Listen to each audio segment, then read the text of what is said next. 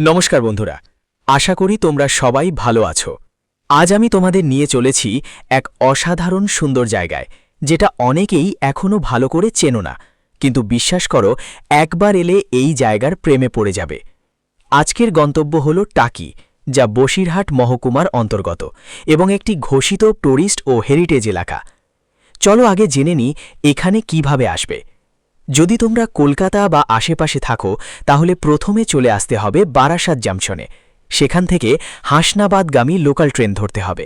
ট্রেনে করে প্রায় 1.5 থেকে 2 ঘন্টার মধ্যে পৌঁছে যাবে হাসনাবাদ স্টেশন। স্টেশন থেকে বেরিয়ে খুব সহজেই টোটো বা অটো পাওয়া যায়। টোটো ভাড়া করে চলে আসতে পারো মালদ্বীপ পার্ক রিসর্টে, যেটা এই এলাকার অন্যতম আকর্ষণীয় জায়গা।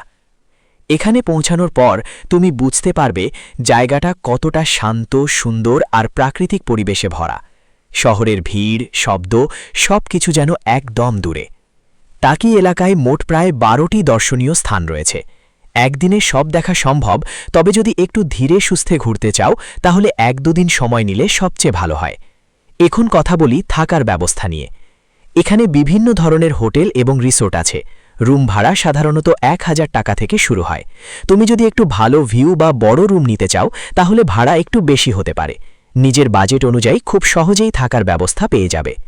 এবার আসল আকর্ষণের কথা বলি। এই জায়গার সবচেয়ে সুন্দর দিক হল ইছামতি নদী। এই নদীটাই ভারত ও বাংলাদেশের মধ্যে সীমান্ত তৈরি করেছে।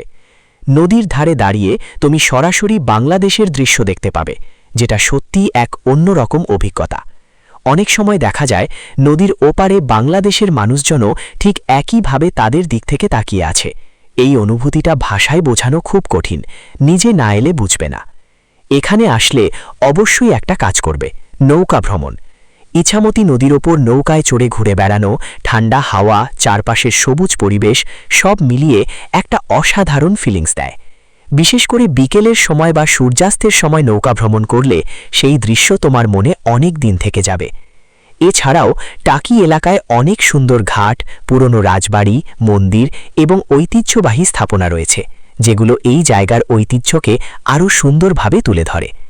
যদি তুমি ফটোগ্রাফি ভালোবাসো তাহলে এই জায়গা তোমার জন্য একদম পারফেক্ট। এখানে প্রতিটি কোণায় তুমি সুন্দর সুন্দর ছবি তুলতে পারবে। বন্ধুরা, যারা একটু শান্ত পরিবেশে প্রকৃতির মাঝে সময় কাটাতে চাও তাদের জন্য টাকি একটি আদর্শ জায়গা।